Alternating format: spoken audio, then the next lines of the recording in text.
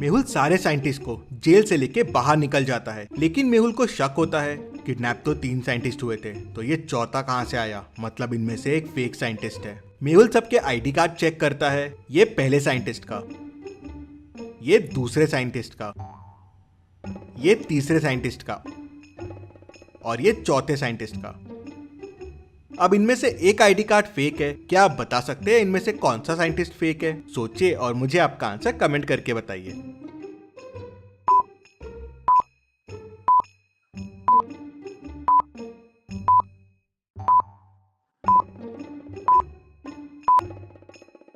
ये तीसरा scientist fake है। इस साइंटिस्ट की डिग्री देखिए, MBA इन फाइनेंस, और बाकियों की है PhD in chemistry, MTech in chemical compounds, MSc in biochemistry. तो ये 3 तो साइंटिस्ट हुए, कोई MBA वाला साइंटिस्ट कैसे होगा? तो पागल साइंटिस्ट ने एक अपना आदमी यहाँ छुपा रखा था। मेहुल उसे पकड़ लेता है और रस्सी से बांध देता है। उसे वहीं छोड़ के बाकी साइंटिस्ट और मेहुल जंगल में आगे बढ़ते हैं और यहाँ पागल साइंटिस्ट गुस्से में आ जाता है कि सारे साइंटिस्ट जेल से भाग गए हैं। वो तुरंत अपने आदमियों को और डॉग्स को उनके पीछे भेज देता है। पागल साइंटिस्ट ने जंगल में केमिकल लोचा मचा रखा था, जिसके वजह से जंगल के कुछ एरियाज की केमिस्ट्री बदल गई थी।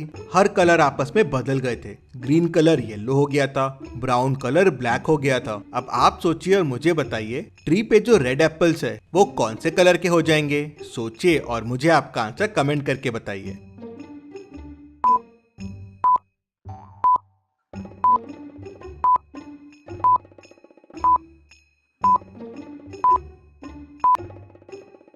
पास में देखिए पिंक रोजेस का ट्री है और एक रोज नीचे पड़ा हुआ है। नीचे पड़ा हुआ रोज रेड कलर का है, मतलब ये पागल साइंटिस्ट के एक्सपेरिमेंट के पहले गिर गया होगा। इसका मतलब ये रेड रोज का ट्री है, मतलब रेड कलर पिंक हो गया है, तो एप्पल का कलर भी पिंक हो जाएगा। मेहुल और साइंटिस्ट ऐसे पिंक कलर के एप्पल्स देख के डर जाते हैं। उन्हें जोरों से भूख लगी थी, लेकिन एप्पल्स बिना खाए ही आगे बढ़ जाते हैं।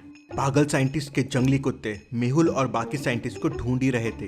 पागल साइंटिस्ट पीछे से जंगली बैट्स भेज देता है। बैट्स तेजी से उड़ते हुए मेहुल और साइंटिस्ट के पास पहुंच जाते हैं। बैट्स उनको परेशान करने लगते हैं, काटने लगते हैं। मेहुल फोन निकालता है हेल्प मांगने के लिए, लेकिन नेटवर्क ही नहीं आ रहा था। पास में लकड़ी के टुकड़े, कुछ स्टोन्स पड़े हुए थे। सोचिए और मुझे बताइए, क्या कर सकते हैं मेहुल और साइंटिस्ट बैट से बचने के लिए? आपका आंसर मुझे कमेंट करके बताइए।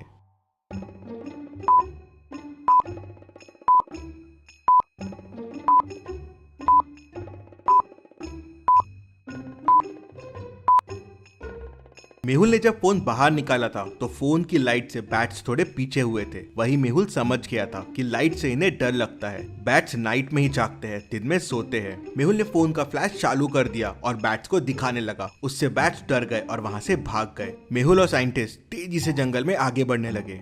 मेहुल और साइंटिस्ट जंगल में एक ब्रिज के पास पहुंच जाते हैं। ब्रिज की हालत बहुत खराब है और वो कभी भी टूट सकता है। नीचे एक रिवर है जिसका फ्लो बहुत तेज है। अगर इससे स्विम करके जाने की कोशिश की तो रिवर में बह जाएंगे। पास में एक बोट भी खड़ी है, लेकिन बोट को चलाने वाली लकड़ी नहीं है। रिवर क्रॉस करने के लिए बड़े बड़े स्टोन्स भी बने हुए हैं। सोचिए और मुझे बताएं, क्या तरीका अच्छा रहेगा रिवर क्रॉस करने के लिए? ब्रिज, स्विम, बोट या स्टोन? सोचिए और मुझे आपका आंसर कमेंट करके बताइए।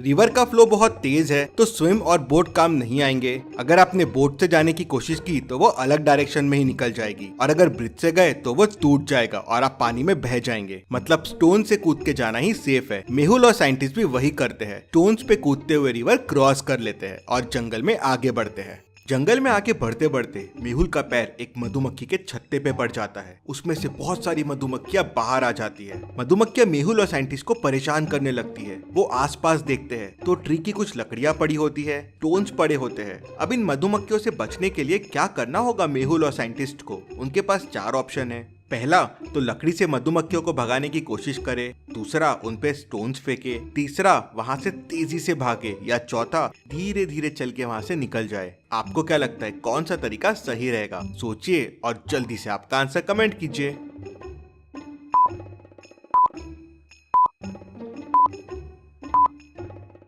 लकड़ी और स्टोन फेंकने से मधुमक्खियां और चिड़चिड़ा जाएगी और परेशान करेगी। शायद डंक भी मारे। भागना भी सेफ नहीं है, वो पीछे भागेगी। धीरे धीरे चलना ही सेफ होगा। वो लोग धीरे धीरे वहाँ से वॉक करना शुरू करते हैं और मधुमक्खियों से बच जाते हैं। तभी उन्हें पीछे से किसी के चलने की आवाज आती है। मेहुल को उसके बाजू में एक परछाई दिखती है। क्या आप इस परछाई को देख के बता सकते हैं ये कौन होगा? सोचिए और जल्दी से आपका आंसर कमेंट कीजिए।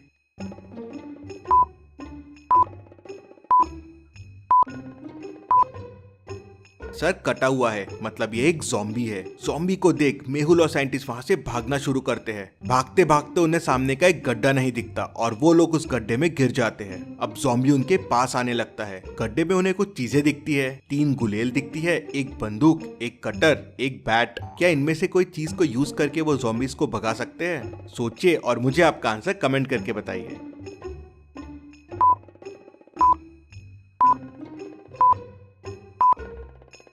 मेहुल बैट भी यूज कर सकता है, लेकिन बैट सिर्फ एक है और उसके लिए ज़ॉम्बी के पास जाना पड़ेगा। गुलेल यूज करना बेस्ट रहेगा। वो दूर से ही ज़ॉम्बीज को मार सकते हैं और दूर ही रख सकते हैं। मेहुल और साइंटिस्ट गुलेल उठाते हैं और ज़ॉम्बीज पे स्टोन फेंकना शुरू कर देते हैं। ज़ॉम्बीज डर के वहाँ से भाग जाता है। मेहुल और साइंटिस्ट गड्ढे से बाहर निकलते हैं और जंगल में आगे बढ़ते हैं। तभी उन्हें हाईवे रोड दिख जाता है, लेकिन रोड तक पहुंचने के लिए उन्हें इस रिवर को क्रॉस करना होगा। रिवर पे स्टोन्स पड़े हुए हैं। वे लोग स्टोन्स पे कूदना शुरू करते हैं। पहले 1, 2, 5, 10 और 17 पे जंप करते हैं। अब नेक्स्ट स्टोन्स है 24, 26 और 28। सोचिए और मुझे बताइए उनको कौन से स्टोन्स पे जंप करना चाहिए जो सेफ होगा। अगर गलत स्टोन्स पे कूदे तो स्टोन्स टूट जाएंगे और वो लोग रिवर में बह जाएंगे।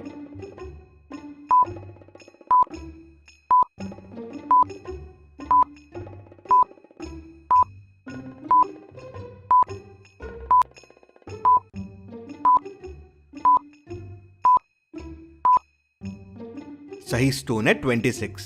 1 और 2 का डिफरेंस है 1, 2 और 5 का है 3, 5 और 10 का डिफरेंस है 5 और 17 और 10 का डिफरेंस है 7। तो अगला डिफरेंस हो जाएगा 9। डिफरेंस 2 से बढ़ रहा है, तो 17 प्लस 9 हो जाएगा 26। सभी 26 स्टोन्स पे जंप करके रिवर क्रॉस कर लेते हैं और हाईवे पे पहुंच जाते हैं। मेहुल ने अपनी बहादुरी से सारे साइंटिस्ट को बचा लिया। इसी बात पे जल्दी से वीडियो को लाइक कर दीजिए। चलिए अगली पहेली देखते हैं। गोपाल एसोसिएट्स में एक बहुत बड़ा करप्शन हुआ था। वहाँ काफी टाइम से मनी लॉन्ड्रिंग चल रही थी। इधर का पैसा उधर और उधर का पैसा इधर। पूरे मामले की तहकीकात करने डिटेक्टिव मेहुल को बुलाते हैं। मेहुल उनके ऑफिस पहुंचता है और उनके मैनेजर से बात करता है। उनका मैनेजर मेहुल को उनकी सीए से मिलाता है। मेहुल सीए को बोलता है कि मुझे इस कंपनी के पिछले 5 साल के सारे डॉक्यूमेंट्स चाहिए। तो सीए मेहुल को बोलती है, अरे ये डॉक्यूमेंट्स तो काफी टाइम से हमने देखे ही नहीं है। ये सारे एक फाइल में एक अलमारी के अंदर रखे हुए हैं। मुझे लाने में थोड़ा टाइम लगेगा, मैं लेके आती हूँ। थोड़ी देर बाद सीए सारे डॉक्यूमेंट्स लेके आ जाती है। जब वो आते रहती है तो उसके हाथ से फाइल्स गिर जाती है। वो उन फाइल्स में से डॉक्यूमेंट उठा के मेहुल को देती है और बोलती है, ये लो डॉक्यूमेंट जो आपको चाहिए। मेहुल डॉक्यूमेंट्स को देखता है और बोलता है कि ये नकली डॉक्यूमेंट है, ये तुमने अभी अभी बनाया है। कैसे? मेहुल को ये कैसे समझता है कि ये नकली डॉक्यूमेंट है? क्या आप बता सकते हैं?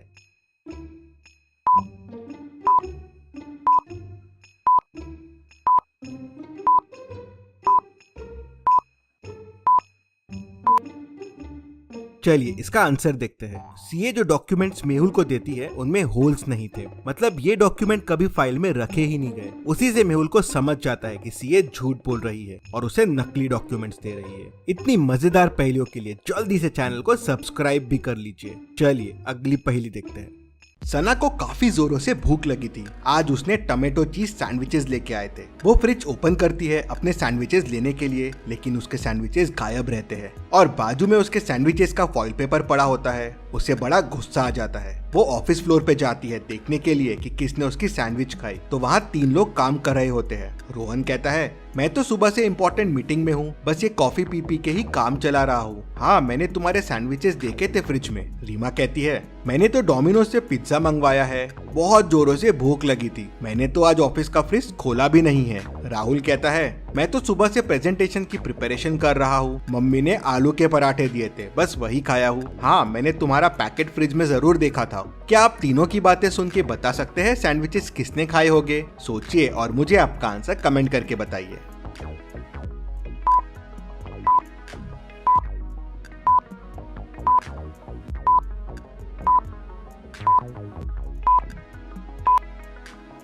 चलिए इसका आंसर देखते हैं। सैंडविचेस रोहन ने खाए हैं। रोहन को कैसे पता चला कि सना ने सैंडविचेस लाए थे? उसके सैंडविचेस तो फॉइल पेपर में रैप्ड थे। वहीं वो पकड़ा जाता है। चलिए अगली पहेली देखते हैं।